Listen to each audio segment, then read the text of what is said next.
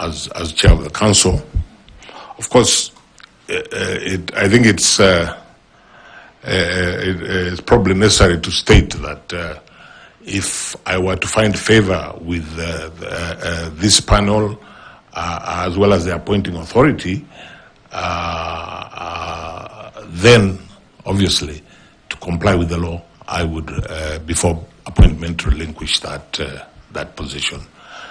Mr. Chairman, I maybe will pause there in terms of who I am and await further questions from you and the panel. Just as a follow-up of that introduction, yes, it would be nice for you to highlight one or two successes that you had with CIC. Yes.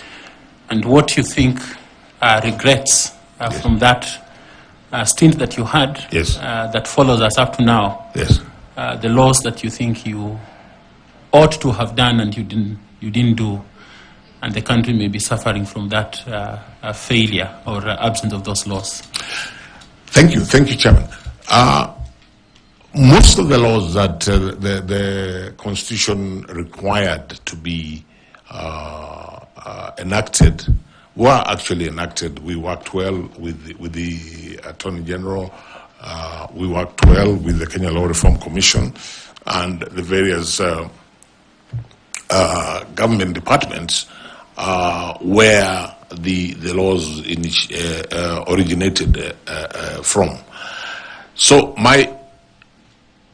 what I would say, while we wrote most of these laws, I think I can honestly say that there are one or two of them, because of the process where these laws eventually had to pass through cabinet and then be taken to the National Assembly so that they could be enacted. I do have one or two that personally, and I think most of my colleagues felt that collectively, not just CIC, collectively, including those bodies that I have mentioned, we probably fell short of the mark. Examples, for example, the implement Chapter 6 of the Constitution, were in our view, between leaving CIC and the time that they go to Parliament or in Parliament, in our view, CIC were quite significantly watered down. But then you see it's Parliament that had and still has the constitutional mandate to actually legislate. There are other laws we passed and which faced some resistance and indeed maybe even up to date, maybe because of a lack of will. The best example I can give, which actually touches on the delivery of IEBC's mandate, would be the campaign finance law, which, of course, initially Parliament suspended its effect. Actually, it was passed. There has been an issue with to give effect to that. I'm still hopeful that whoever goes to the this is an important part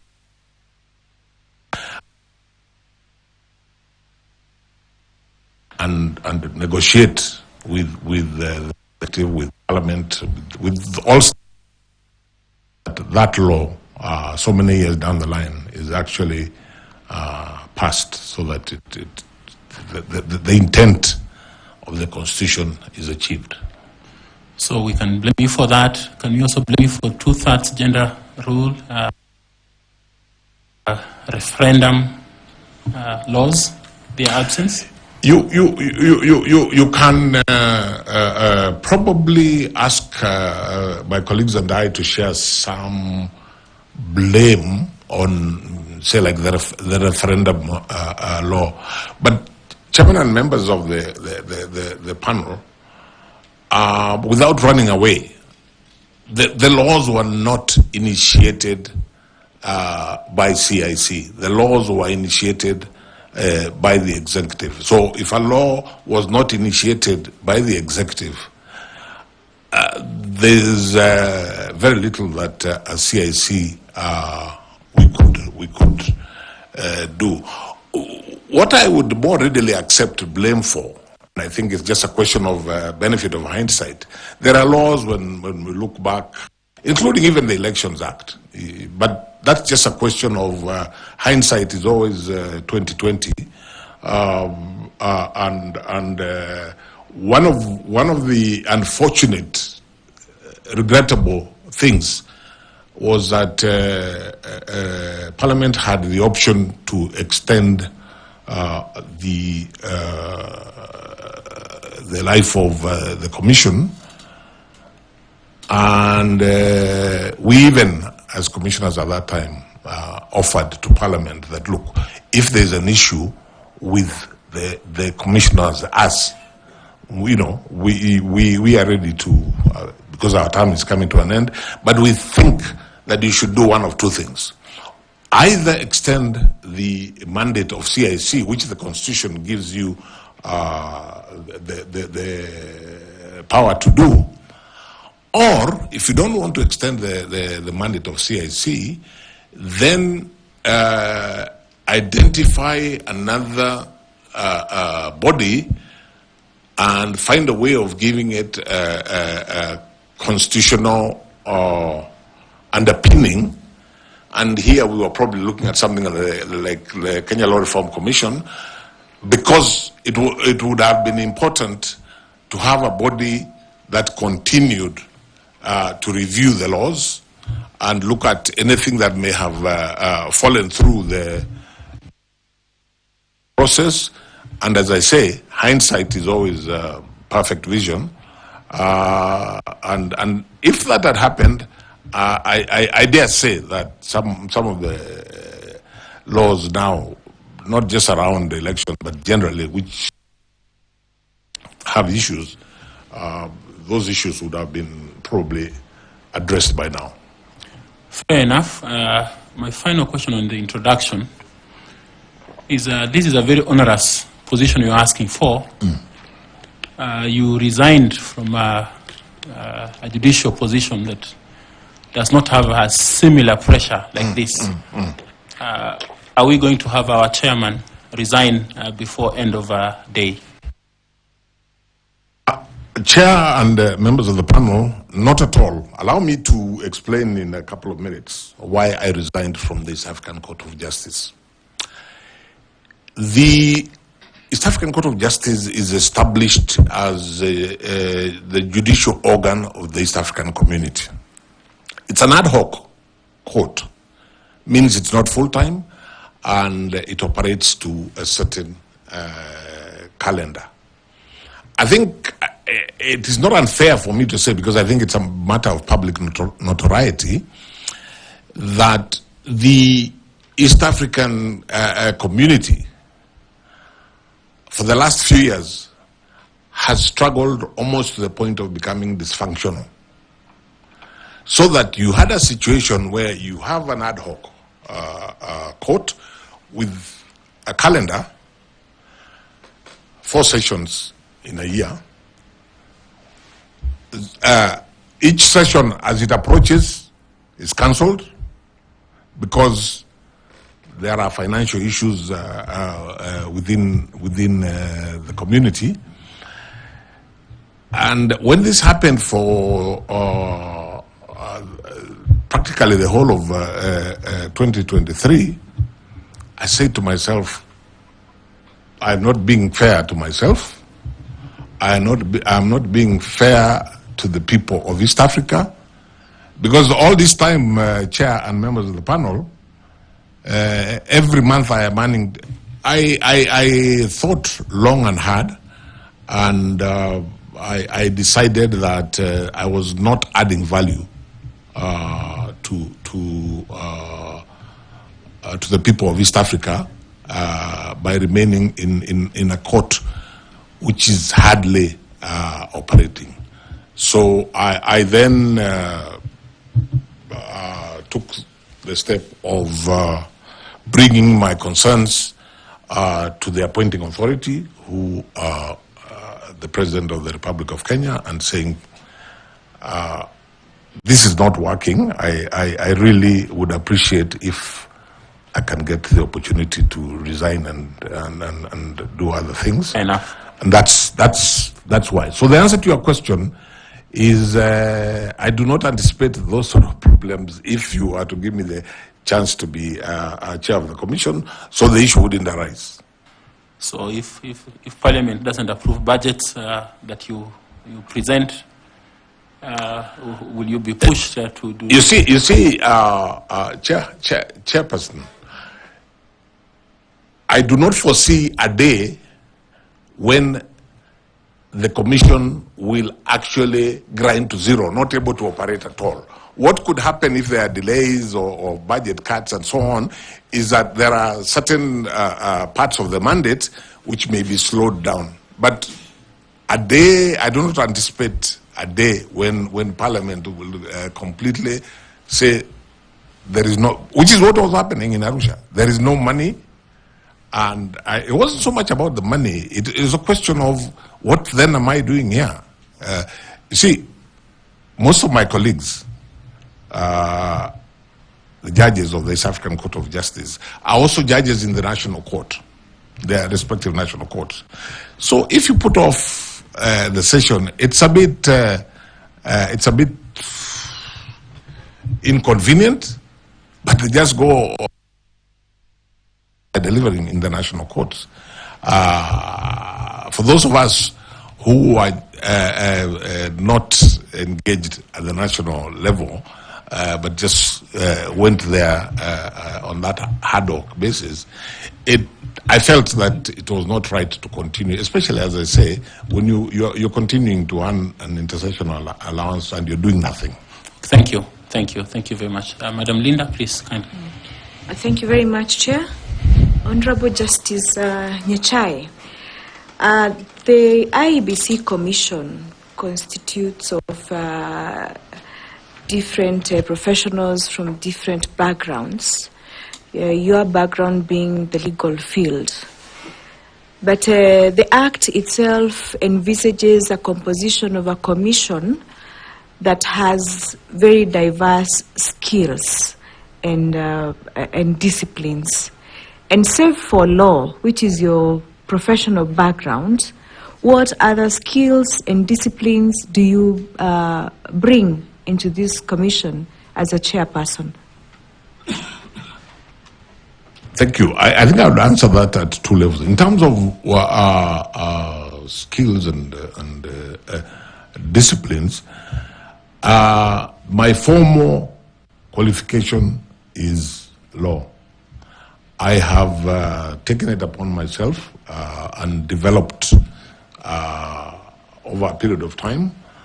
I have developed an interest in governance, and actually I am a student, PhD student on leadership and governance. So I do have an interest in governance, and whereas I do not have a degree in that area yet, but I feel that the interest and the reading that I have done and continue to do, together with my law training, would stand me in good stead. The other level at which I would answer your question is that I think what is envisaged is that these different skills will be brought together so that my experience and skills around the space of law, somebody else's, and this is largely dependent on who the panel selects and who the appointing authority appoints.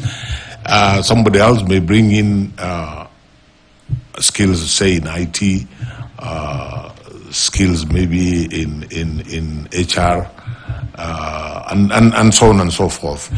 I think the challenge for me then, if I was to be privileged to get the position of chair, would be how do I lead the commission in bringing together these different skills, which I may not have myself.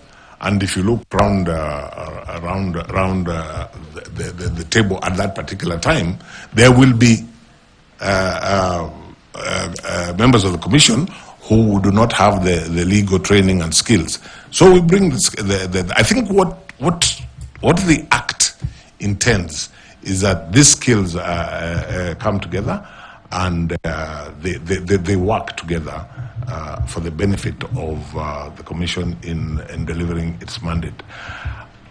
Let me say that to a certain extent, of course the mandate was different, but to a certain extent I feel this is the experience that we had at the Commission for the implementation of the Constitution. People came in with diverse experiences, diverse skills, but we were able to work together so that we were able to, I think, reasonably well deliver on the mandate. And that's what I would say. If I was privileged to get the appointment as chair, that is one of the things I would see as a major responsibility for the chair of the commission, to ensure that these skills are brought together for the benefit of delivering on the mandate. Okay, then in addition to that, having the professional qualifications and noting that this commission mostly runs on a high level and with a lot of political pressure kind of environment, what other competencies do you bring into the commission as a chairperson that would help the commission to run its mandate? I think one of the competencies that I although I do say so myself, that I would bring is one. I feel that I would be able to maintain an unfailing commitment to the mandate of IEBC, and expect you have made reference to pressures, and expect that. And this may not be too new, because we went, especially in the initial stages, with the changes that the 2010 Constitution, which obviously is radical and transformative relative to the previous Constitution. There was also plenty of political pressure from everywhere, at times from Parliament, at times from the executive. I feel that we were able to stay on the straight and narrow. So, speaking for myself, I believe that is an important skill to be able to navigate those pressures while not compromising on what it is that the mandate is. I think I also feel I would bring into the commission people skills, particularly with the commission itself, so that because I visualize on day one you have a commission of 7 people. They may or may not even have ever seen each other. They are from different backgrounds, possibly with different orientations, different personalities. So I would see the role of the chair, one of the most important roles of the chair, which I believe my experience with CIC stands me in good stead, is how do you manage this kind of scenario. People with different orientation, people with different personalities. I feel that mainly because if you ask me about my personality, people have told me this, and I believe it to be true. One of the gifts God gave me is to listen. And I think it's very important when you're dealing in that kind of scenario to listen. And that way you are able to manage people a little better. So I would say the people skills, I would say the courage to do that which is right, irrespective. And I have thought about these things. A close friend of mine, a very close friend of mine, a professional colleague, when I told him I am applying for this job, he told me, my brother, are you sure you want to do that? I asked, many people have asked me that question. I said yes. He told me why. I asked him why. He told me, you should be ready to either lose your life or your integrity. That's exactly the words that he used. I told him, no, I do not intend to lose my life in serving the people of Kenya as chair or commissioner of IEBC. And I have no intention at any point of compromising on integrity. And I think it's defeatist. So to answer your question, I believe I have the courage that I have no illusions about how difficult this job is. But then at the same time, I have no hesitation in believing that I can do it. That's okay, Justice. I want you to confirm to this panel. Yes. If it is true what Dr. Elizabeth Muli says about you. Yes. She's one of your referees. Yes. That you possess exceptional stakeholder management and conflict resolution skills. Because I did not hear you say that you possess those skills. But she says that in her recommendation letter. Is it true? It is true. I guess maybe I did not say everything that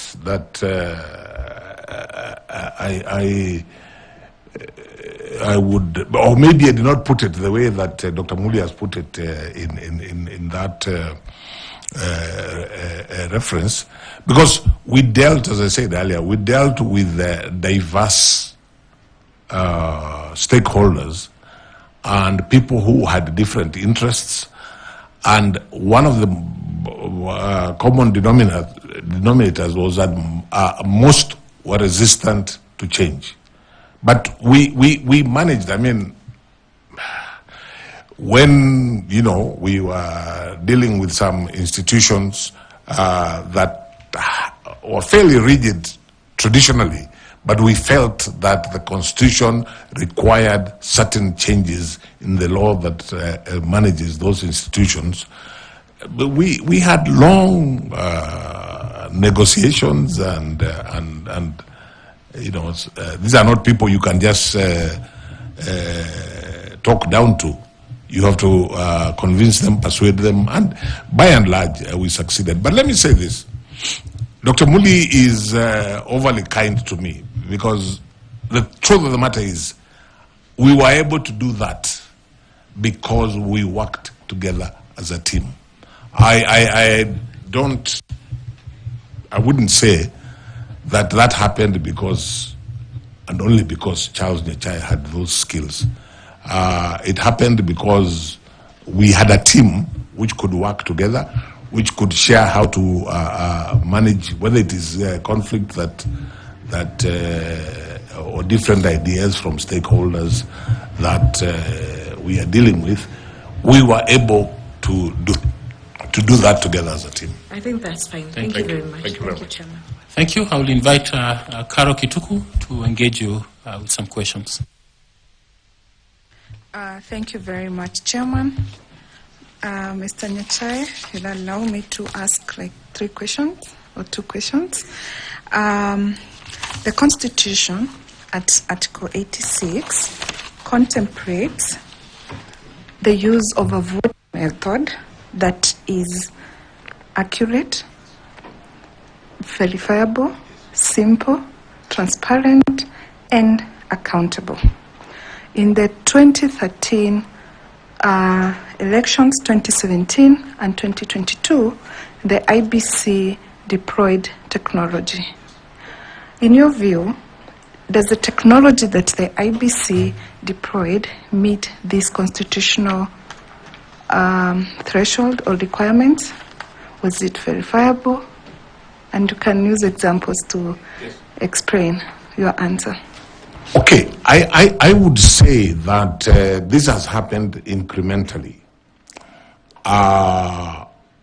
And the real 2013 years, but I think the real technology was 2017.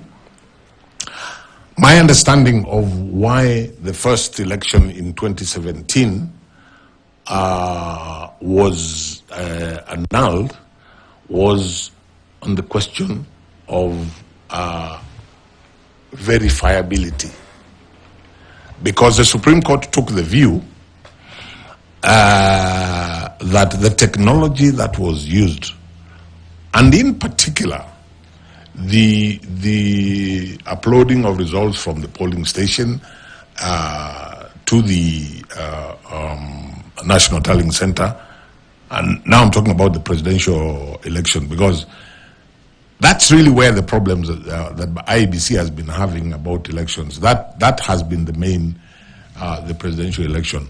And the Supreme Court was quite clear that we cannot verify this which the presiding officer basically was sending a text, their own text. And that's why the Supreme Court required the uploading and the actual transmitting of what is known as Form 34A. That's basically, apart from a few other, maybe, that's, in my understanding, what actually killed that first election. And that being the case, I would say that, and I think the Supreme Court also took the view that 2022 was a significant improvement, and on the what remains to be done, in my view, has more to do not so much with the fact that the election may not be verifiable, but it has more to do with the ordinary Kenyan remaining persuaded that it is verifiable. If you read my application, my letter of application, I used the phrase that where IEBC wants and needs to be is where IEBC, like Caesar's wife, must be above suspicion. Because as long as what is being done leaves any question marks in the electorate, in the people of Kenya, then IEBC has fallen short. I think IEBC, and to this extent, I agree with the Supreme Court. They did, relative to the previous two elections, I think they did a relatively good job. There are, of course, things that the Supreme Court pointed out which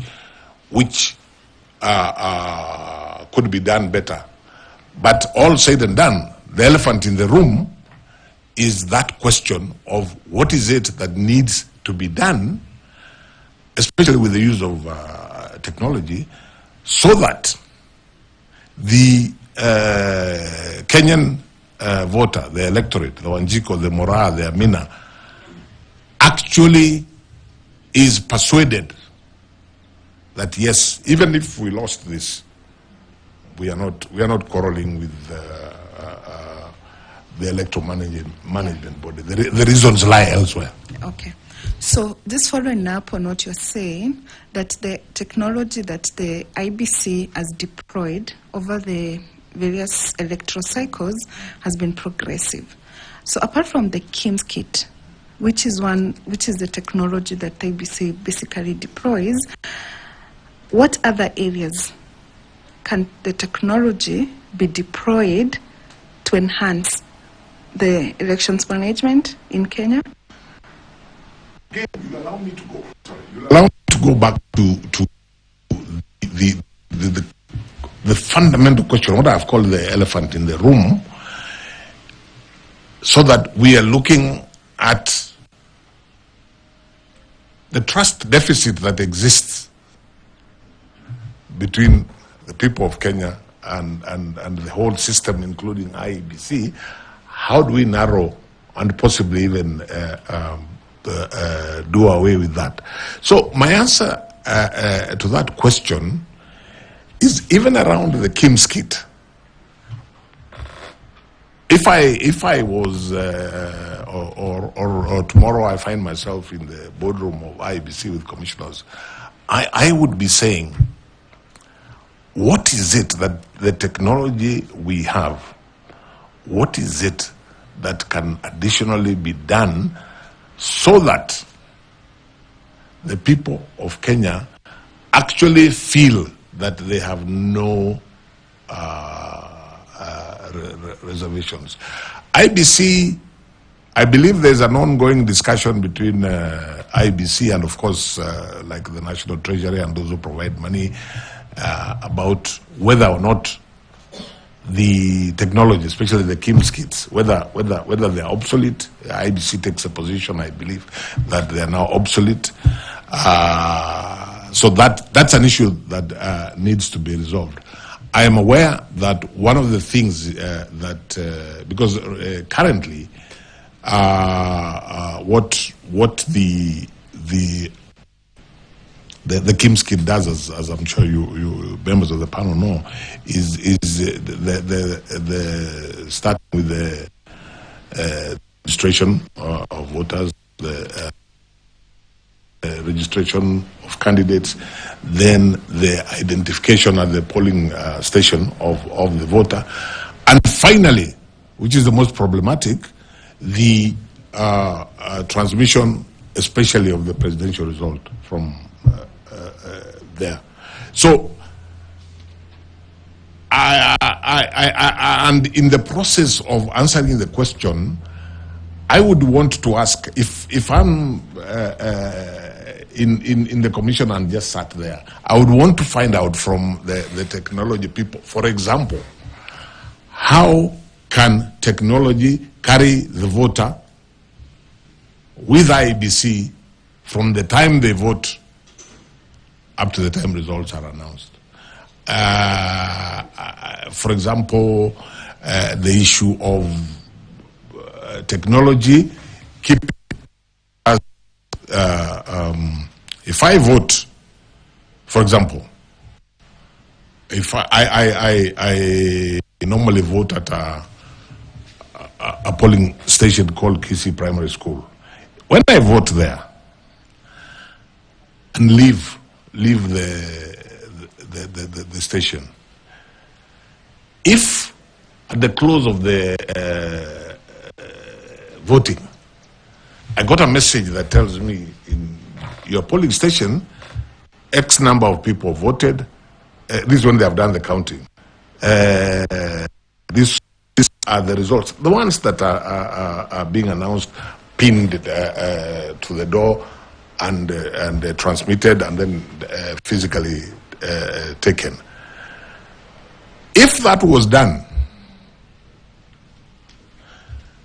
I venture, and technology helped the voter to get that. I venture to suggest that a Kenyan who was so minded could actually do the arithmetic themselves. So by the time IEBC is announcing the result, they are able to, if they are so minded, to do that arithmetic, whether through their political parties or not. So I think what I would be asking, not being a technology person myself, my question will still remain what I would be asking the technology people. What is it additional that we can do for the voter to feel that there's nothing going on wrong, there's nothing they've missed? Yeah. My last question. So the law and there are instances that the technology does fail. Yes. It's technology, it can fail. So the law envisages that IBC should contemplate having a complementary system. Two questions. What is this complementary system? And the second question, how would you ensure that that complementary system remains credible, transparent, verifiable, accurate, and accountable? Okay, the first question. Put on your mic, Justice. I'm sorry, Chair. The first question, what is this alternative? This was the subject of litigation. Of course, having another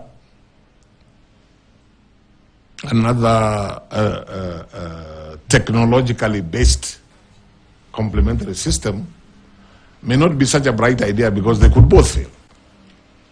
So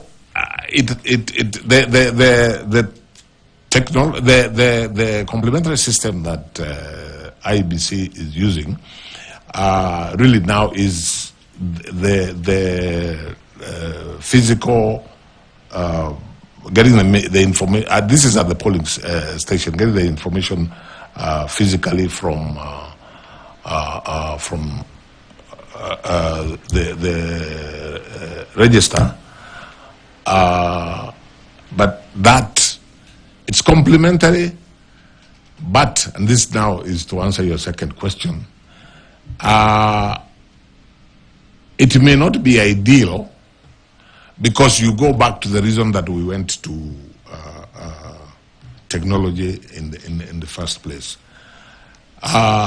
So as at now, me, who is not a technology person, I have not yet engaged with an understanding of what a complementary system that does not rely on the register would do. So maybe to help you, this complementary system can be manual in the sense that the voter identification is manual. It's outside the technology. There is a physical counting, the physical tallying of the Form 34, 34A, 34B, 34C, and the handwritten transmission or the physical transmission of the forms to the National Tallying Center. This is in regard maybe to the presidential. Yeah. So that is maybe what that are being taken manually without the help of technology. If you become successful and you're the chairperson of the IBC, how would you ensure that those processes meet the constitutional threshold that is established in Article 86 in regard to the system being verifiable, accurate, accountable, transparent? Let me say this. I think it would be, in the absence of technology, it becomes more difficult to ensure that it is verifiable. So I think one then would be looking at that. How do you safeguard, for example, the journey, the physical journey that that Form 34A takes to become 34B and then eventually get to the National Tallying Center. I also think that participants, not to run away from the responsibility of IEBC to deliver an election that is verifiable, credible, and transparent. The players in the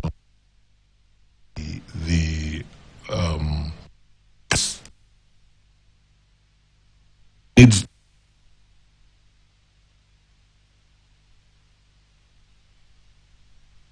protecting that process, and that requires, I think, and the stakeholders in coming up with an alternative system, which, as I hear you, would be entirely devoid of technology, which of course means that we're going back to where we started. Okay. Thank you, Chair. Thank you very much. We are almost halfway through, so be concise in your responses. I want to invite Dr. Koki to ask some questions. Thank you very much, Chair. Mr. Justice Nyachae, you mentioned that you have been in the democratization movement in Kenya, and indeed it is true, we have worked together. My question is, one of the issues that has really concerned democracy, has hampered democracy in Kenya, is and has contributed to divisive politics, is a system of first past the post, or what we have in Kenya, that leads to results that the winning candidate takes all, where the winner takes all. And one of the concerns that, of course, there are many ideas that have been advanced on how to improve the democracy and the electoral landscape by introducing different types of electoral systems. For example, mixed member proportional representation, etc., which addresses some of these divisive elections. Why do you think that has not succeeded in Kenya? And you have been involved in this. That's the first question. My own view is that I think there are probably several reasons which pertain to our type of politics, which sadly is not always issue-based. And that's why even political parties, to actually achieve issue-based political parties has been a challenge. And that's why, for example, proportional representation may not work, because you have a mindset that we want our own representative in this particular locality or in this particular community, who we see as our representative. It's not about issues. That, I think, is the reality. But let me say this. Those who in the democratization process, as you will recall, Dr. Muli, we tended to deal with much more basic things, and we really didn't get, at that time, to the stage where we are looking at, for example, alternative kinds of elections. I always ask, whenever I hear that argument, I always ask myself, why does first past the post work in very many other systems, but it's a challenge. It's a challenge in Kenya. The people of Kenya, I think, promulgated a constitution as they saw fit, how they wanted to be governed. And perhaps, if and our politics tends to revolve around individuals, perhaps a solution would be to have a system where, yes, first past the post, for example, if you're talking about a presidential election, but then you have individuals who have huge followings, and when they lose an election, whichever way they lose an election, their followers just feel, then we are done for. If our person did not get it, then we are done for. So, to me, not being pessimistic, but I wouldn't start with trying to change the system so that we have, say, proportional representation, which I personally favor. I would begin it from the pragmatic perspective of, is there a way that we can ensure that participants in an election at the end of that process are not feeling excluded from the body politic? Thank you. Justice Nyachae, perhaps you can share with the panel some ideas on how we can address this issue in Kenya, this perennial problem of divisive politics, and you know, when at the end of election results where they are not being accepted, and after elections we have those members, you're saying the followers of the losing candidate, the first runners-up, as a lot of votes that have just gone to waste. Yes. How do we address that so that we can make Kenyans appreciate and accept the results of the elections? I think the first thing I would say, Dr. Muli, is that what we were discussing a minute ago, where we want to get to a situation where the people of Kenya have faith in the system, and to the extent that they are more likely to accept the result. I don't want to speak too much, the Chair warned me, but let me just give a quick example. I'm not a great football fan, Chair, but in 2014, by God's grace, I got an opportunity to go and watch the World Cup final in Rio, in Brazil. You know, thousands of people in that stadium, and everybody with very strong views in terms of who they are supporting. At the end of the match, you just had two reactions. Those who won were jubilant. Those who lost left there feeling dejected. But what you didn't have is a scenario of those who lost saying, no, there was something not right here. Of course, there are things like, I forget what they call it, where nowadays there's technology assists to follow some of those things. But the important thing is, how do you, in answer to Dr. Muli's question, how do we get to a situation, and that's the first part, a situation where people have faith in that system. So if they lose, they're just dejected, but they don't cry foul. The second team, the second side of it, I think if we accept as a people that we have this problem that is perennial, where we have difficulties in accepting the results and so on, because of what the consequences are. Because the consequences is that a leader and his or her people feel, oh, if once we are lost, then we are done. We have nothing out of it. Is perhaps to relook at the structure of government so that in the body politic, those who have not one at all levels to be able to form government feel that they are still participating in the body politics. Those are the two suggestions that I would make. Thank you very much, Justice Nyachae. Thank you very much, Chair. Thank you very much. I presume that in Brazil there was confidence in the referee.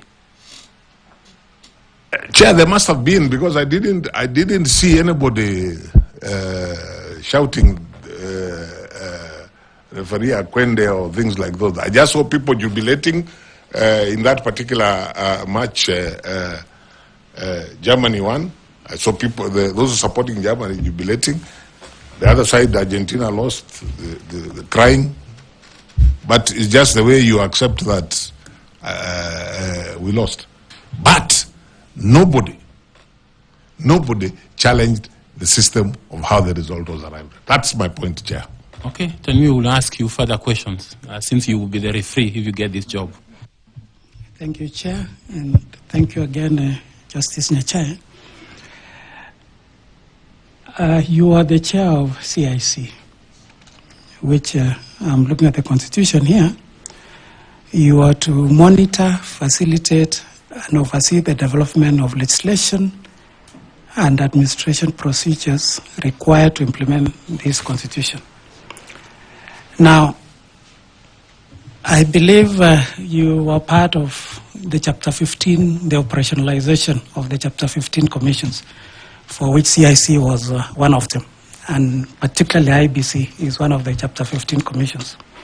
However, in the recent past, in 2014, there was the Senate actually raised concern with regard to conflicts between the Commission or within the Commission. And I think this one was specifically to National Gender and Equality Commission. Equally, in 2015, there was an issue at Ethics and Anti-Corruption Commission, which is also a Chapter 15 commission. And even it went to court. There were investigations that were done. At some point, they were nullified on the basis that there were no commissioners at EACC. We've seen what has been happening at IEBC. 2017, we saw how the former chair, the CEO, how some commissioners left, resigned. And coming home to the IEBC Act, I was just looking at it, and we've had 10 amendments up to last year. The one that created this election panel was actually the 10th amendment of the IEBC Act. So looking at the governance framework of these constitutional commissions and the conflicts that we've seen running across, is there a problem with regard to the governance framework of our constitutional commissions? And is it a constitutional issue? Is it a legal issue? Or it's more of a governance issue? Thank you.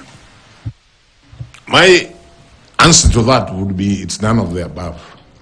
The biggest problem is the dynamics of personalities and what is perceived as power play. The one you didn't mention was between the National Land Commission and the Ministry of Lands.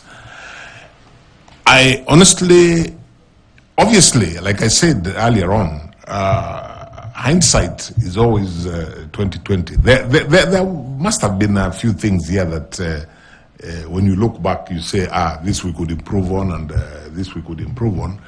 But the basic framework for each of those constitutional commissions, I would still stand by the laws that were put in place.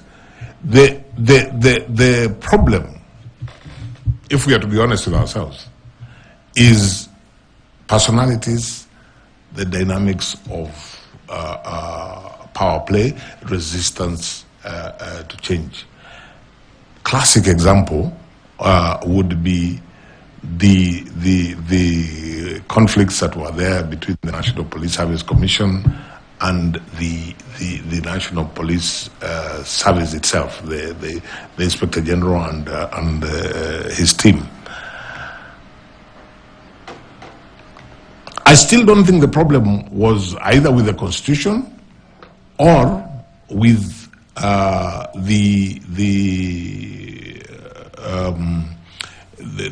either with the constitution or the laws made to implement the constitution. I think it has more to do with a situation where one side or other is resisting change. You know, we must not forget at any point that the 2010 constitution was and remains a radical document, a transformative document relative to where we were before. So when you tell a senior police officer, take the IG, and I mean, it's just an example, I'm not accusing the IG of anything, that you were able to do this previously, but now under the constitutional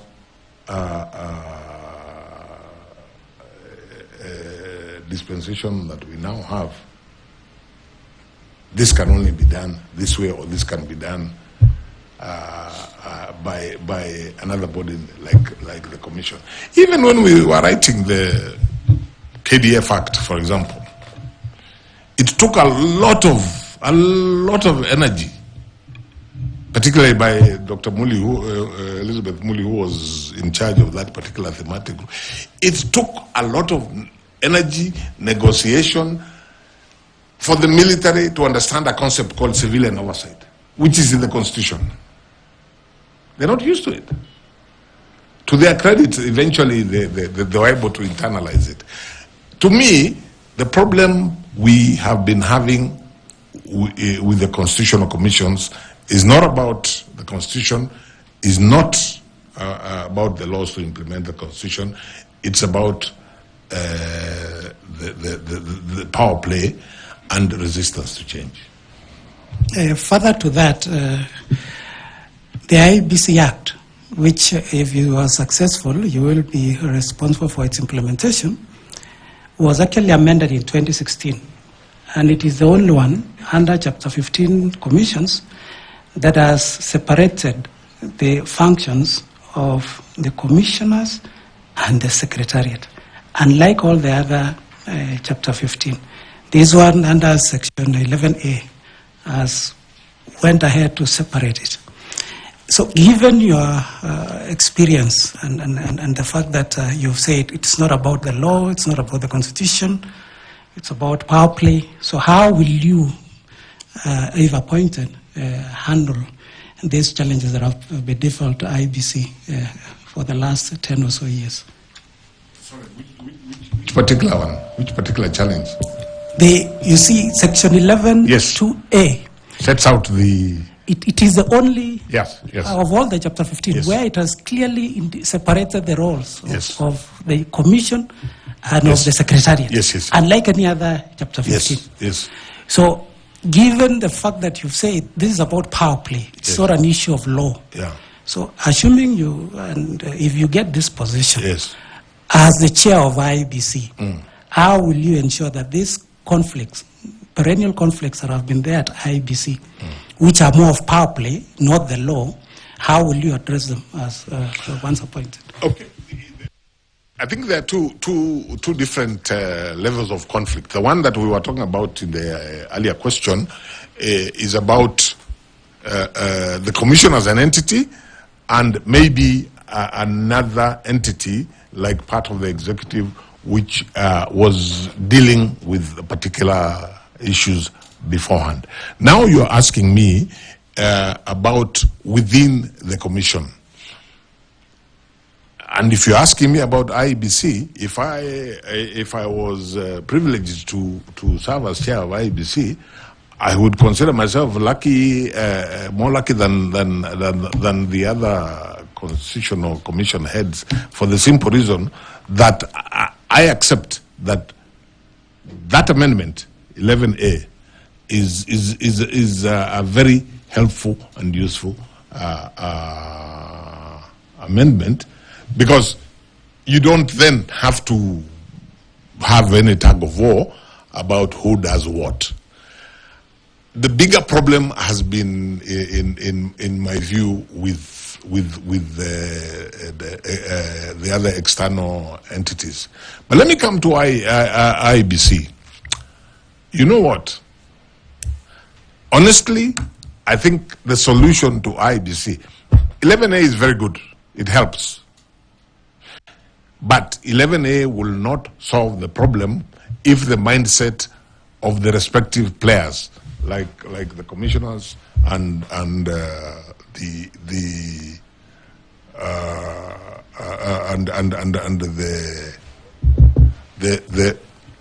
secretariat, you know, are mentally operating from different perspectives. That amendment is 2016. Yeah. Now, if we just look at the commission, it didn't help in 2022 at Bomas. It was there. You still had this rupture which nobody understands. Yeah. But which, for me, I attribute to more, not about the structure. I attributed more to a problem of personalities and a problem of interests, and again, power play. So the law there, which is very good, Section 11A of the Act is very good. It sets out all this, yeah? But we still have a challenge. Even when I read the Supreme Court judgment for 22, which endeavored to advise the issue of the relationship between the chairperson and the commissioners relative to the chairperson constitutionally being the returning officer for the presidential election. I am persuaded that even with that guidance from the Supreme Court, if the mindset of the people within that commission is wrong or is negative, you will still have it. So maybe I'm going further than the question you asked me, but if I was to find favor in the position that I have applied for, and I was find myself as chair of the commission, I would consider one of my most urgent and major tasks is how to make 7 people every person has come from wherever they have come from, how to turn that into a team which focuses on what the mandate is and how each of them individually can deliver for a collective discharge of the mandate. And for me, as an individual, I consider that my experience at CIC would come stand me in good stead. Thank you very much. I'll ask Misati Evans to take up some questions. Thanks so much. Let me call you Charles. That's what I'm used to calling you. Now, from what you have just answered, it will be clear that the issue of personality and the institutional infrastructure is not a problem.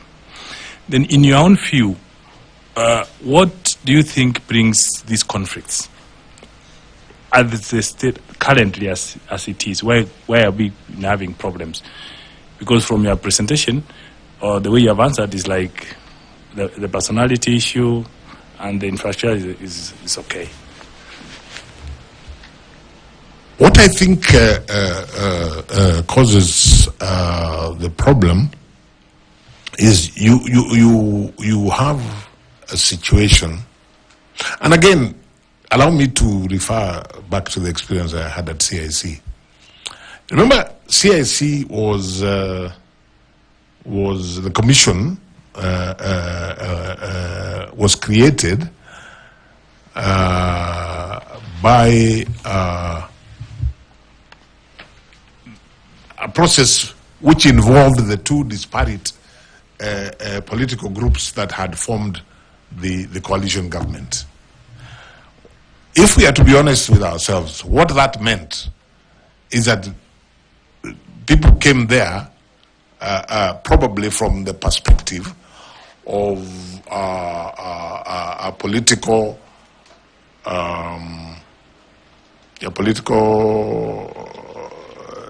you know, I have come here by virtue of political coalition X, and I have come here by virtue of political coalition Y. So, from the onset, there was potential for distrust. There was potential for suspicion. So, I think there was a need, and I think we succeeded, for the commission to do what needed to do, whether it is bonding, whether it is spending time together, whether it is reassuring each other, whether it is trying to understand each other, whatever it is, so that when we had disagreements in the boardroom, and there were many, yeah, there were disagreements arising from issues that different members had different perspectives.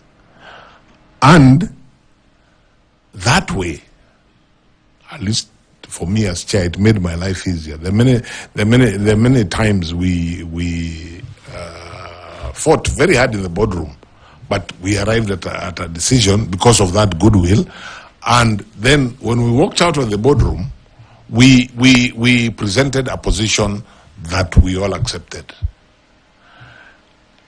The challenge, therefore, is how do you overcome, and they're quite natural, the prejudices people have, the suspicions that people come with, and possibly people have different, I hope not, different agenda, but those are the challenges that you know, have to be overcome, so that the commission, you don't have the kind of rapture that you had at Bomas in 2022.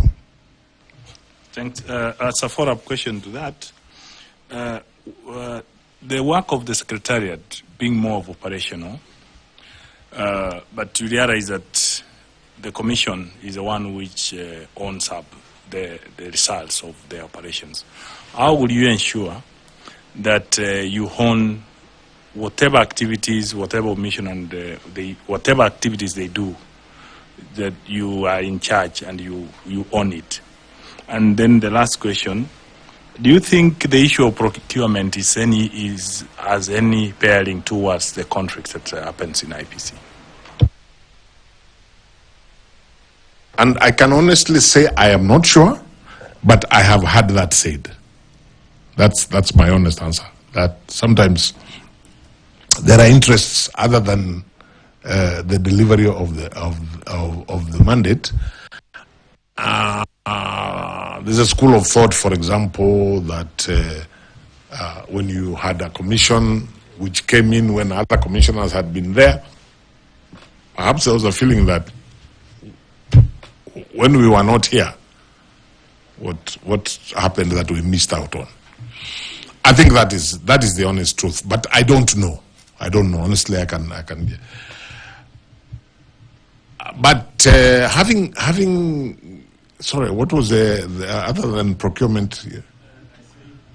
You own the actions of the operations. Yes. So. I think it's a matter of working relationships. And I go back to the whole question of what happened at Bomas in 2022, and we can't run away from it. I mean, it was the low point, of the Electoral Commission. When you think about it, the actual physical verification that happens at the National Tallying Center is actually done by the Secretariat, under the supervision of the Commission.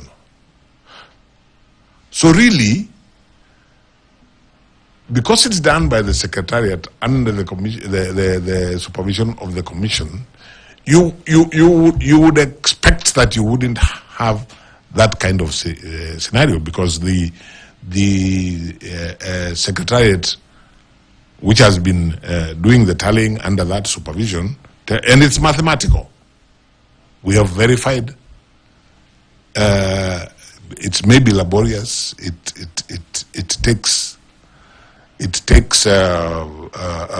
may take time, but it should be purely mathematical.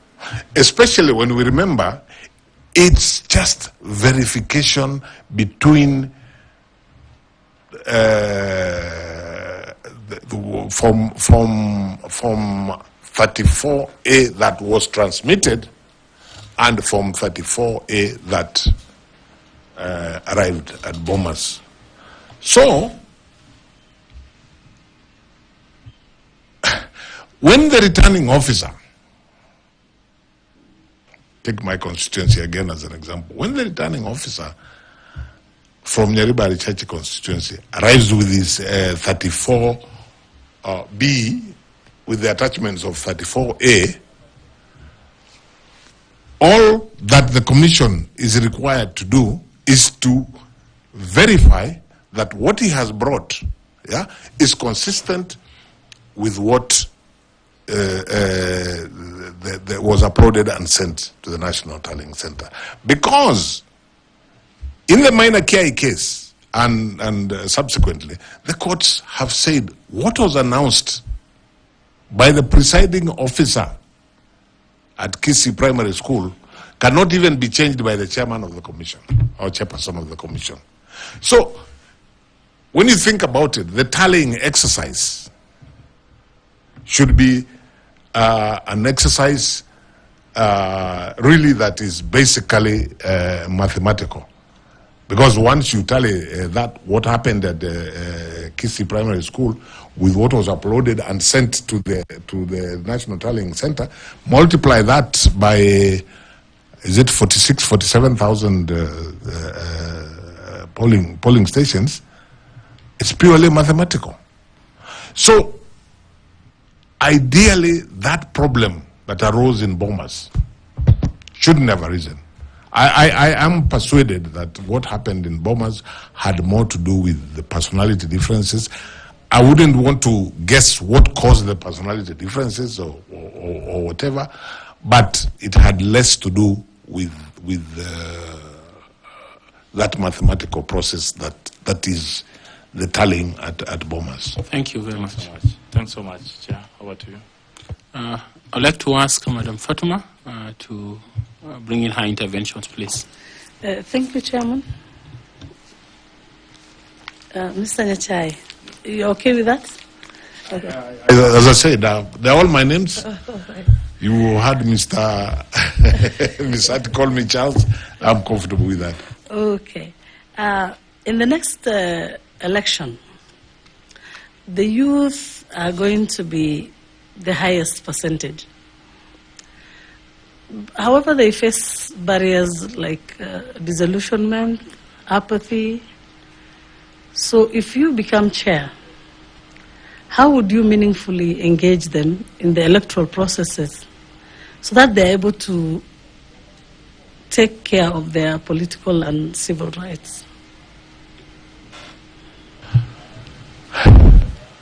I think that the answer to that is at several levels. At the most intimate level, of course, if the commission is in place and, for example, starts continuous registration of voters, the chances are that the 500,000 or so people who are going to be employed to do that are going to be young people.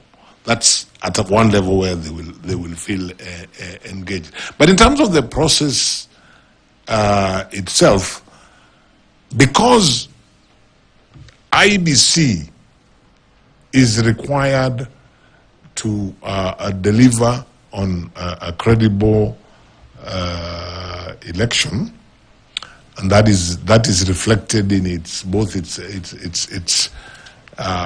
vision and its mission.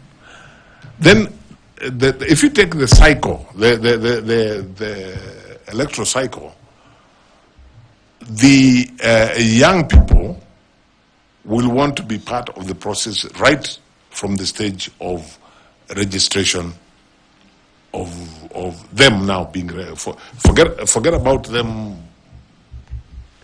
working for IEBC to register voters, but them now making it easy for them to register. This requires voter education, because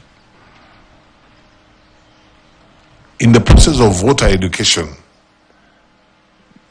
all stakeholders, including IEBC, must dispel from the notion, from young people and Kenyans generally, the notion that the election is about other people, not about them.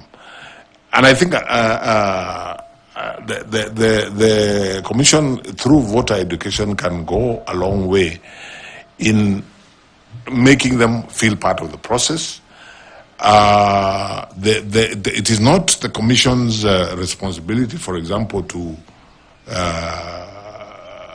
deal with identity cards, but the Commission, as an entity that deals with elections, if I was chair, I would be talking to the executive about how we can help young people to be to have IDs. And there are many challenges. There are many challenges. Some of them on day one, whoever goes to that commission, and they're going to involve young people. Take the by-elections, for example, that are pending. If you take a constituency like Banisa, I think 2 years they have not had representation. In those 2 years, there must be a lot of young people who have come of age, maybe have IDs, and they want to vote. The law requires that you stop registration of voters. Is it 60 days? 60 days before the date of the by-election. So, in where there is an urgency in having that by-election, these young people are going to feel disenfranchised. That's just one example. Now, at a national level, there is an obligation on all stakeholders to ensure, right from them being enabled to get identity cards, which, as I say, is not part of IEBC's mandate, so they get identity cards. IEBC must facilitate them to register as voters. And very importantly, in terms of civic education, and voter education, and the wider civic education anyway, which as a country maybe we haven't done very well, there is a need for all of us to work together to ensure that the youth in this country feel that they matter. That is stakeholder engagement.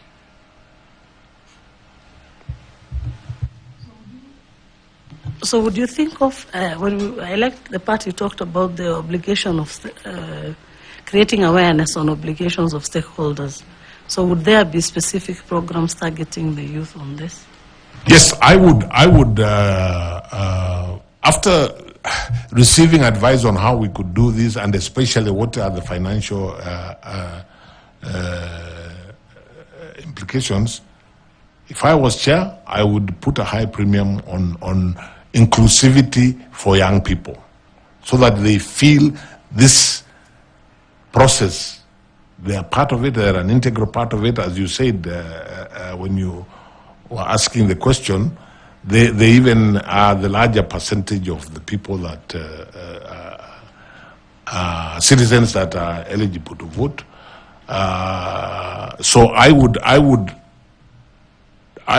look to the National Treasury to specifically provide funds to enhance, especially voter education, and in that particular section of stakeholders engage them as widely as we can in that, and continuously in that period before the elections. And continue, I think,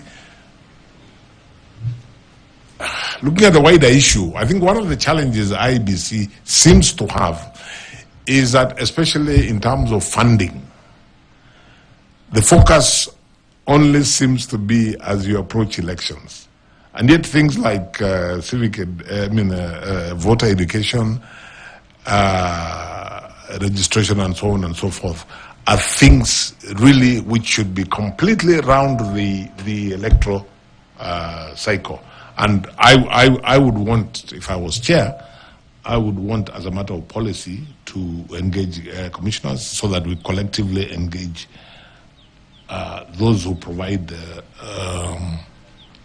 funding so that there's a specific target of young people.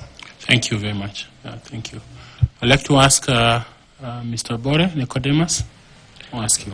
Thank you, Chairman, and Charles, for being able to take us through and answering these questions. And I'd like to, looking at your track record and having worked as a CIC chairperson, I'm sure you experienced cartels who wanted the status quo remain and engaging you with your pet subject of football. We have seen referees ending the game while they are halfway going home because they are aware that when they end the game in the middle of the field, they will face a Herculean task of explaining to the people why they have lost the game. Now, we are looking at IEBC and looking at the budgets that they have presented.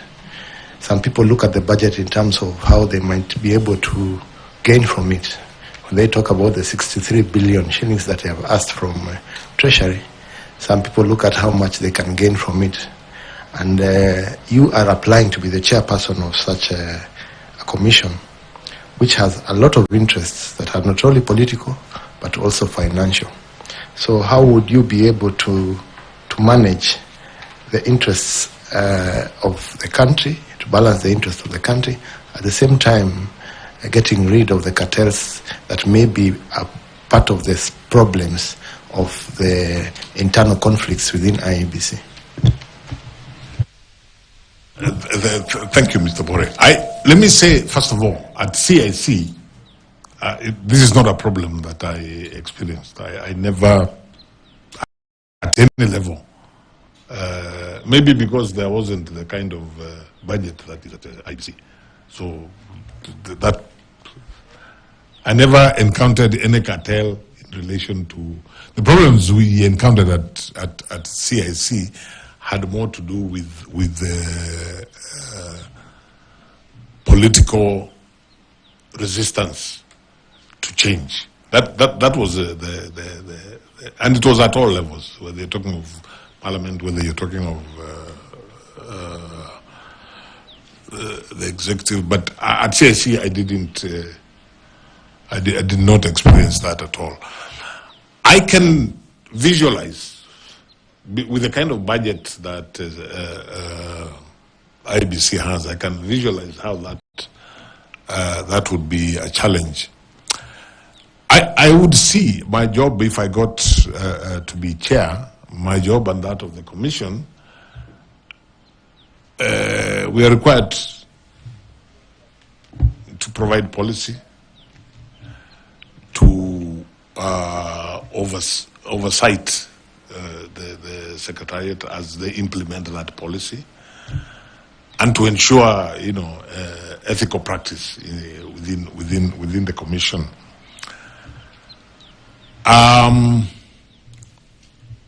So, for me, that would be the guiding, focus.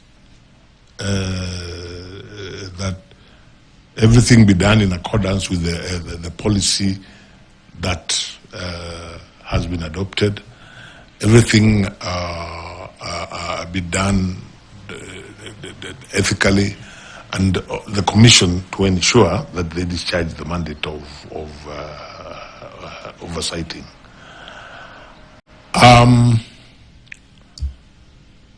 But I think that it's one of those areas that if the commission are all of the mindset, yeah, then I think the commission should be able to resist any untoward attempts by what you have described possibly as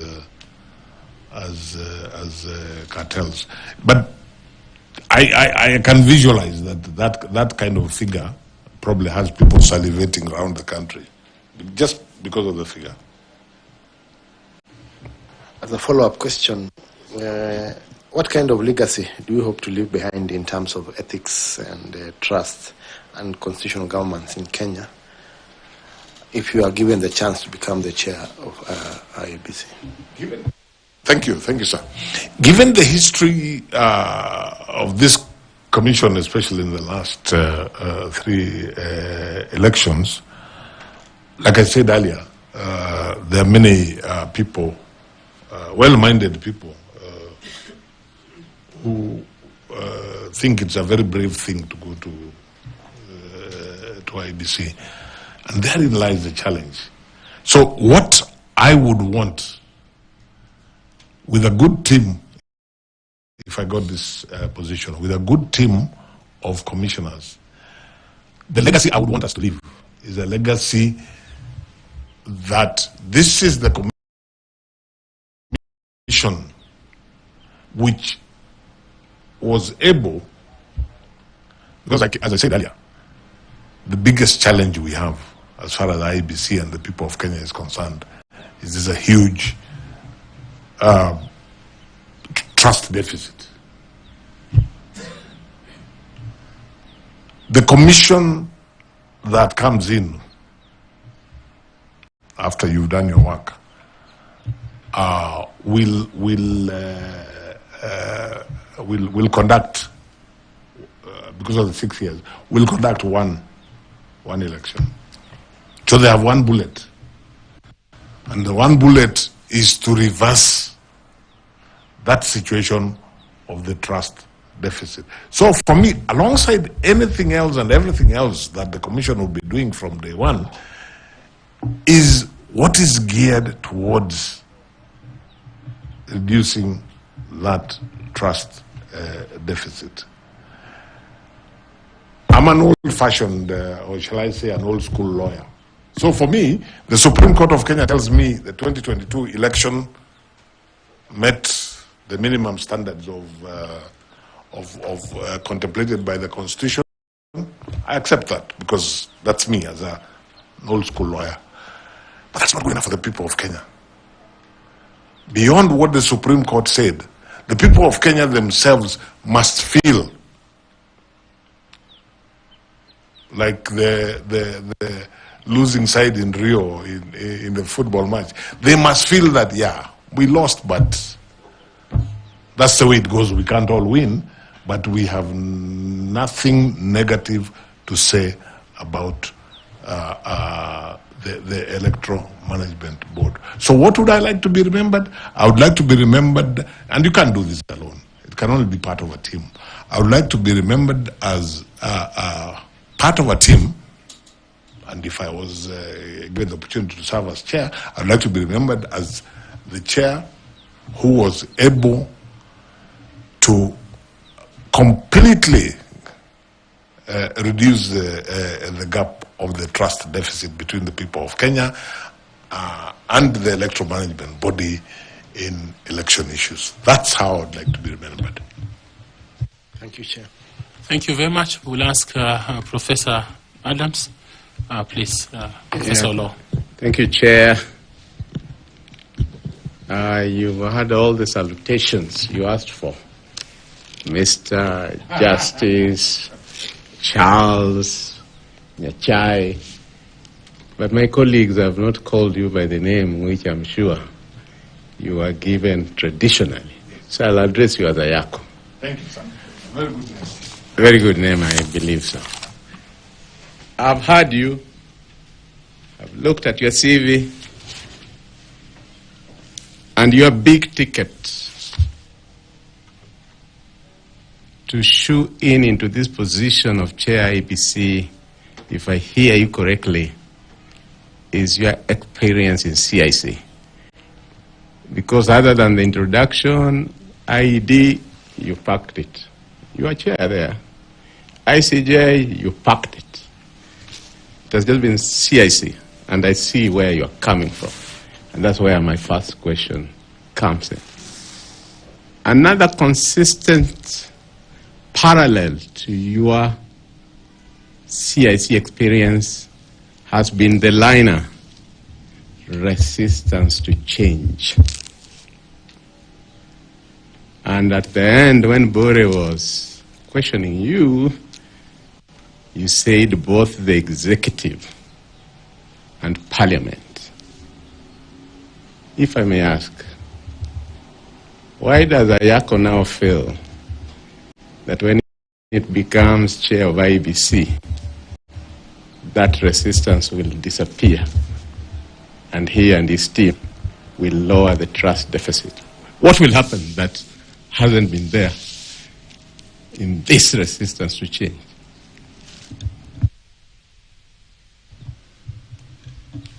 Let me say this. When I talk about the resistance change at CIC, effectively what I am saying is I expect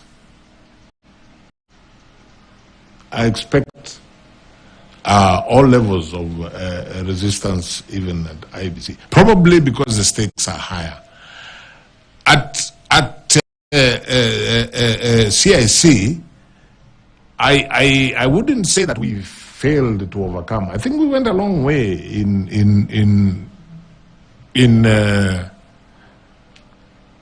for lack of a better word, in plowing through that resistance. We didn't always succeed. And that's why I gave some examples of what I consider to, especially in terms of legislation like the Ethics and Integrity Act. I felt we tried, but it was viciously, for lack of a better word, watered down.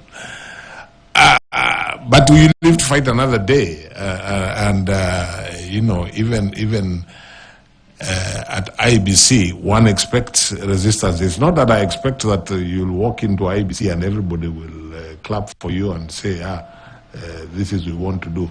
But what I'm saying, Prof, if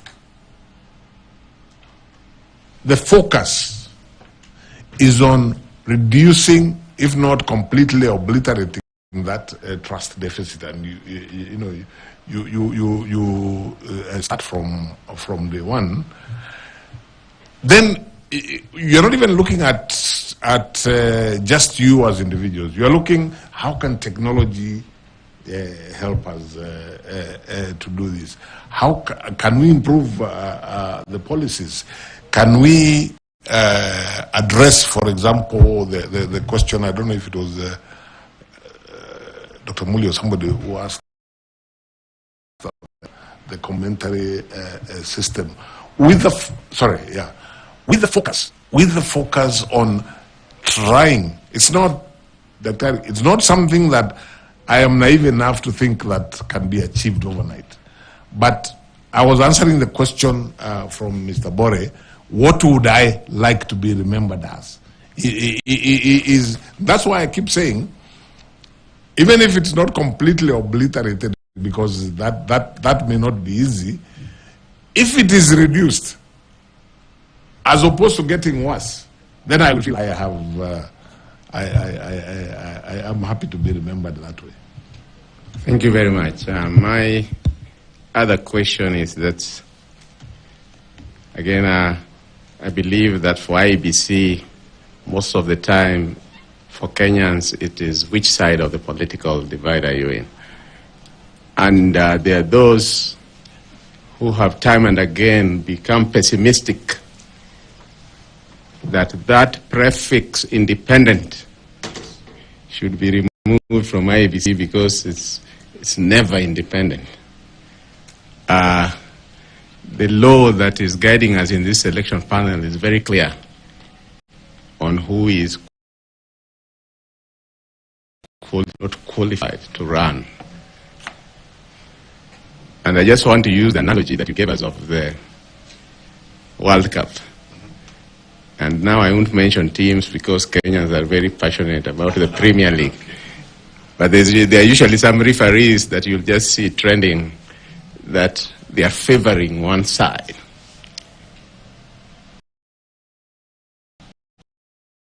My question is that if you were to succeed as chair, what's your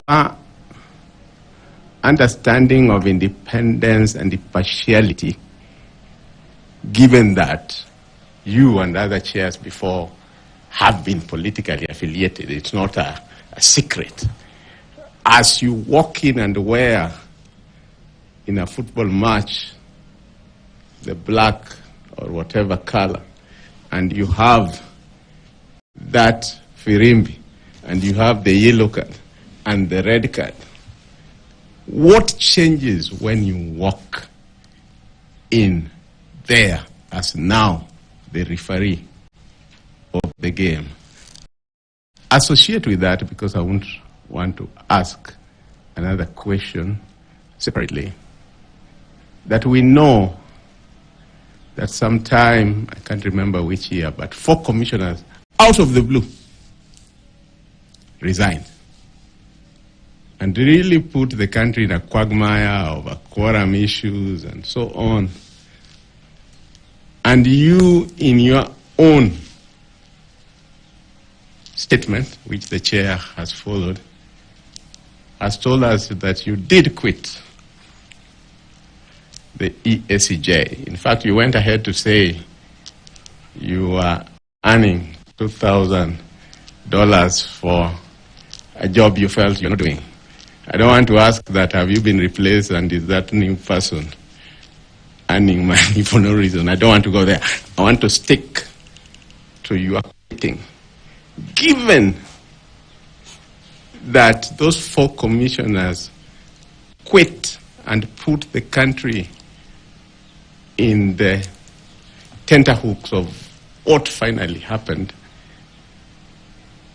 Kenyans watching will be asking, Charles Nyachae did quit once.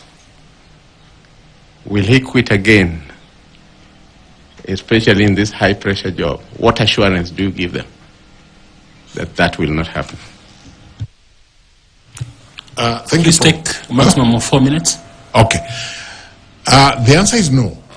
I will not quit because I do not anticipate a situation at IEBC that the job for which I have been recruited, if I become chair, that I simply don't have anything to do, and therefore there's no point in me going to the office. I don't anticipate that. I have endeavored to explain what happened in the ESCJ. At IEBC, the one thing that will not make me quit is any kind of pressure. Because this is something I have given thought to. I mean, I am not applying for this job thinking it's going to be a bed of roses. So pressure will not be the reason that I will quit. And because I do not see a scenario where I have no work to do, I will not quit. Because that work could be actually, if it's a question, for example, of trying to get resources to do A, B, C, D, that in itself is significant work to do.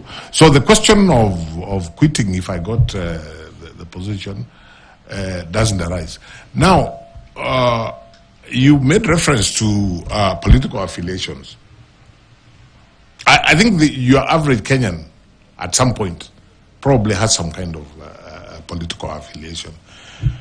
My mind is very clear that notwithstanding any political affiliation I may have had at any point in my public life, if I got this opportunity and I accepted this job.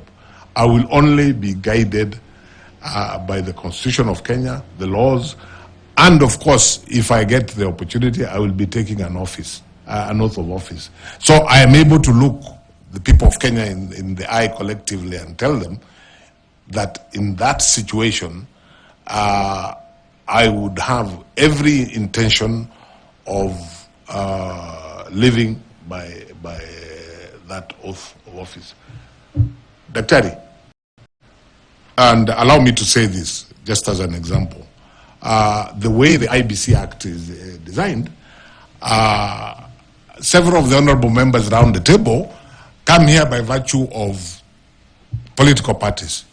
But as I sit here as a candidate, I don't have the slightest doubt that every member in this panel is going to do their job impartially and focus on what they believe is the best result. I have no qualms whatsoever. I cannot say that so-and-so maybe at some point was a member of this party, that and the other. And I think we have the capacity to rise above that at different times. And I can look the people of Kenya in the eye and say, yes, I would be able to do the job impartially. So you are a real footballer. You have returned the ball into his court. But I want to ask you, Prof, to shoot your 2 high school questions. The chairman has asked me to shoot my high school question. You are in ESCJ, which means you are in the body organogram of the East African community. The ESC Treaty envisages 4 stages. How many are already in place, and which ones are in place and which ones are not yet in place? If you are to ask, different people have different thinking on this, but if you are to ask me, I would say that what is in place, to a certain extent, not fully, is basically the common market. That's actually the one that I would be comfortable to say is in place. The others, I would have reservations to say that they're in place. Yeah. My second question that Chair calls high school question is that the Electoral Commission of Kenya has promulgated at the Lancaster negotiation for the Independence Constitution, ran the 1963 election, then amendments to the Constitution literally buried it until the return of multipartism, when ECK was again reenacted into the Constitution. Which body, which office ran the elections from 1969 to 1988? There was an office called the Supervisor of Elections. In practice, the elections were run by the then provincial administration. I think basically that's the answer I would give. Thank you, Chair. Thank you. Mr. Tanui? Mine is a quick one. Justice retired, Chairman Emeritus, if I may use those terms. What would you tell Kenyans who are saying that you've served this country as a judge of the East African Court? You've also served Kenyans as chairperson of CIC, and now you should allow other Kenyans to serve as chair IEBC. What can you tell them? Yes, I would tell Kenyans, essentially I am not before this panel from the perspective of looking for a job. So that of course it's a job, but And I reflected long and hard. And I imagine if I was looking for a job, I would probably still, even at my age, get a less dramatic job. The reason that I am offering myself is because, one, I remain passionate about the Constitution of Kenya 2010. I believe that the electoral process is really the backbone of the democratic architecture that the people of Kenya envisaged in that constitution. I believe that I have Kenya in this regard, arising from my training, arising from my experience, and arising from my passion about the constitution. I would not be as arrogant as to imagine that I'm the only one who can do this job. No, I'm just telling the panel and the appointing authority, I'm available. I believe I can do the job. I would be committed if I got the opportunity. So I'm not really, I would want to tell the people of Kenya that I'm not really trying to squeeze into a job which other people can do. Of course, there are many Kenyans who can do the job. But I'm just saying, I believe I can do the job and I am available. That's basically what I'm saying. Thank you, Chair. Thank you very much, Justice. We are required as a panel to receive memorandum from citizens of this country. Yes.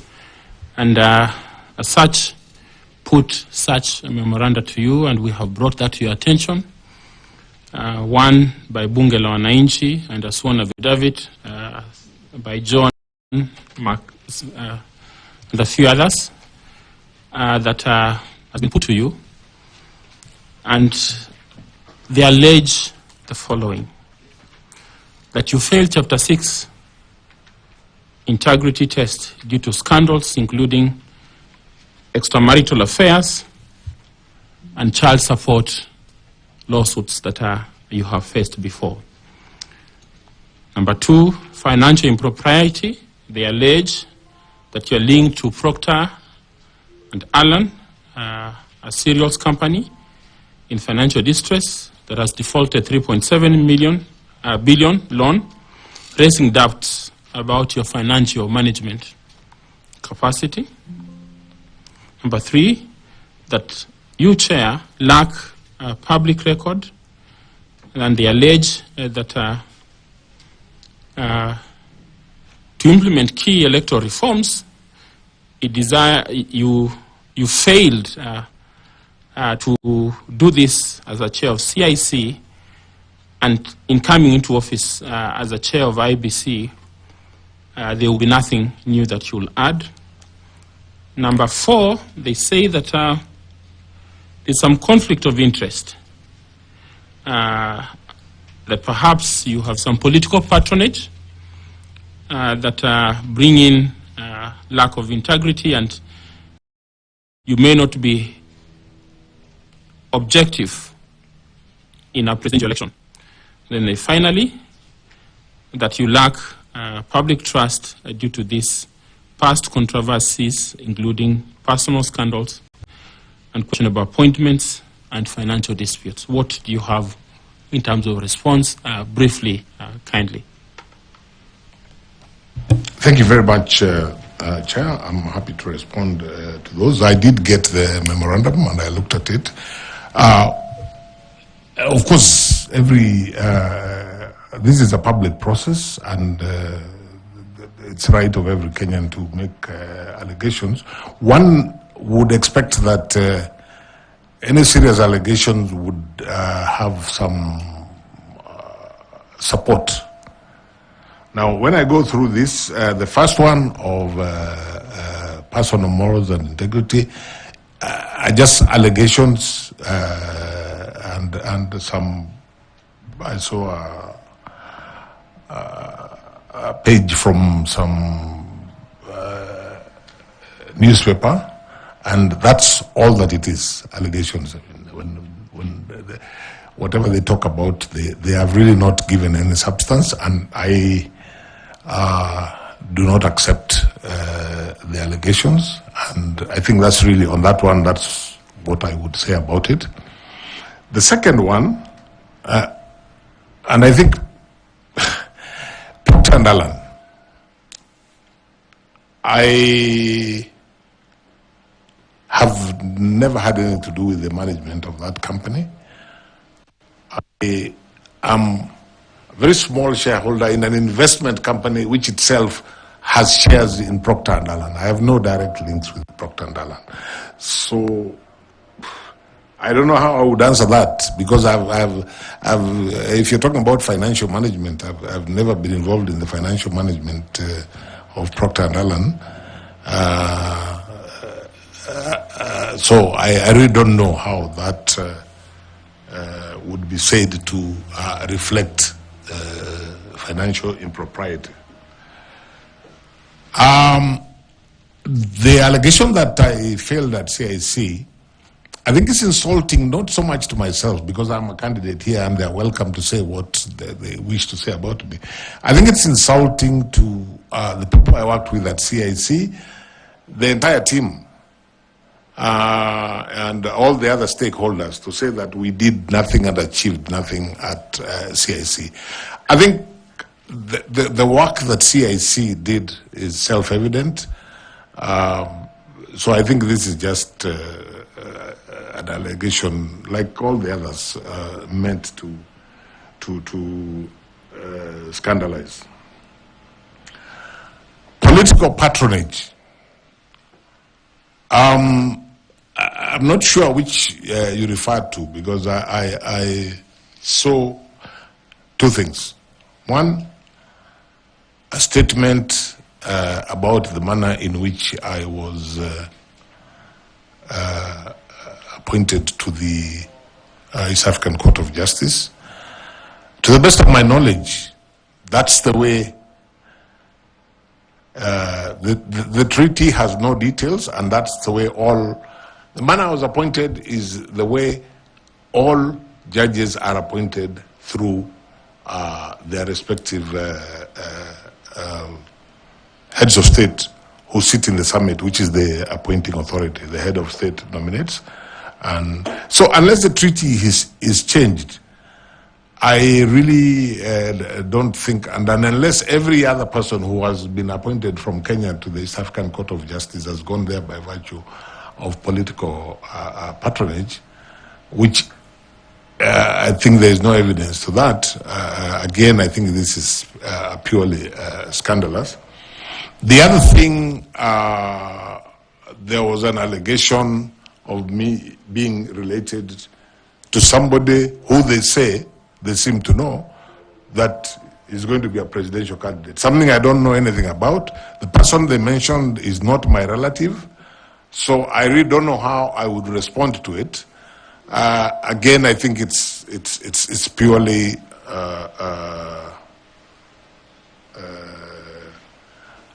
scandalous. I'm very clear in my mind that none of those allegations have any basis whatsoever.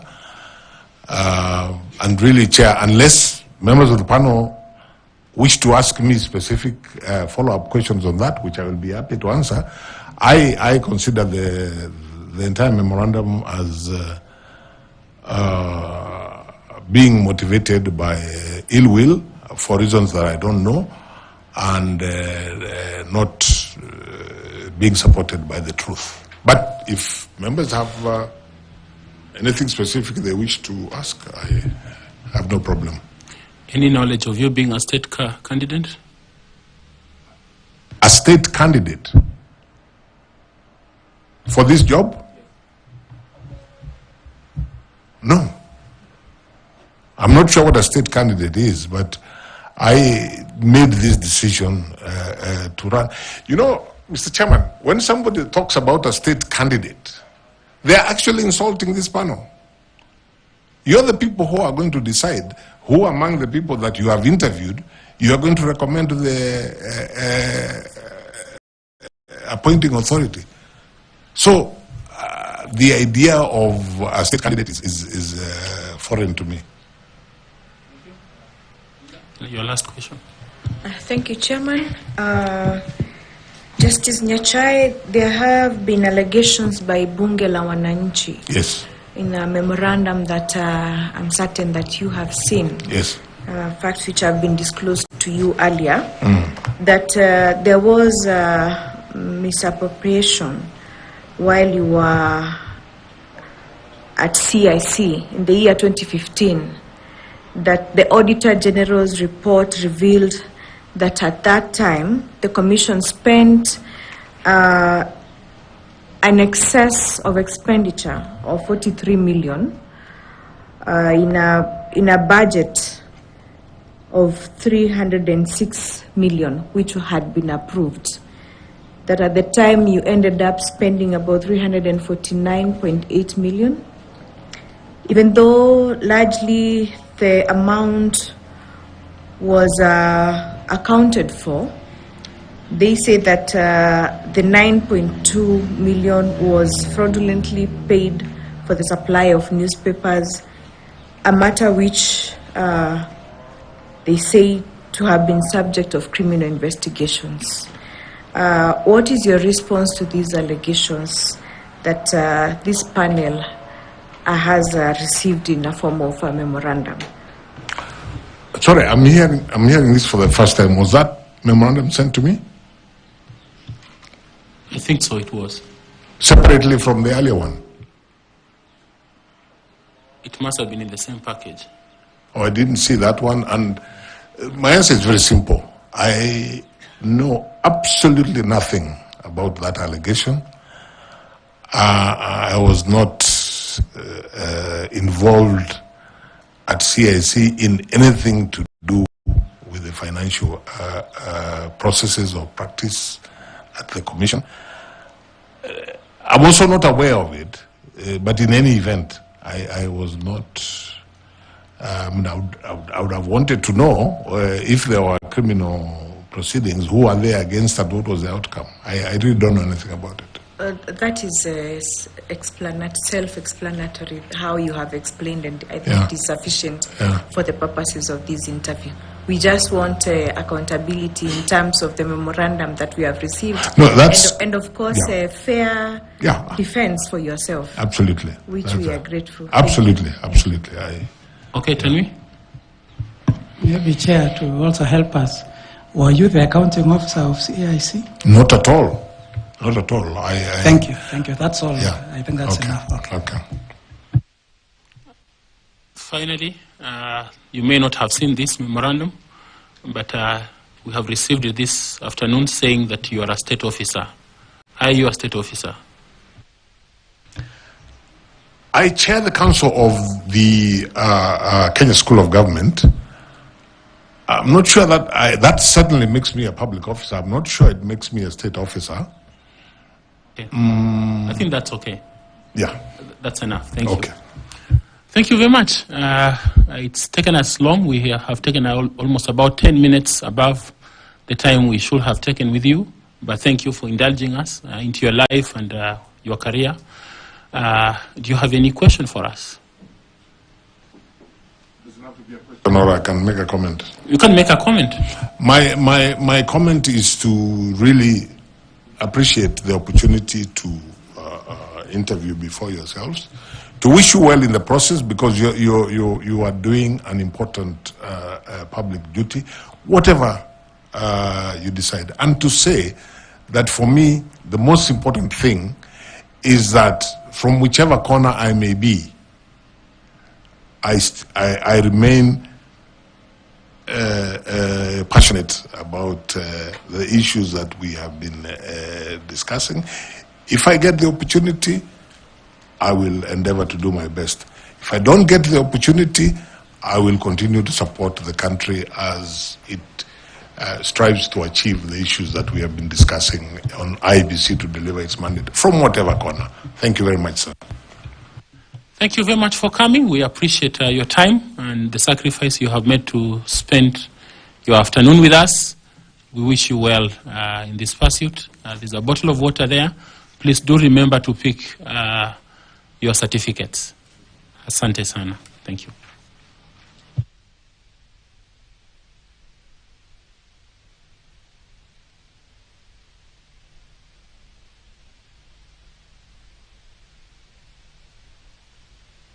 That's yours. It's okay.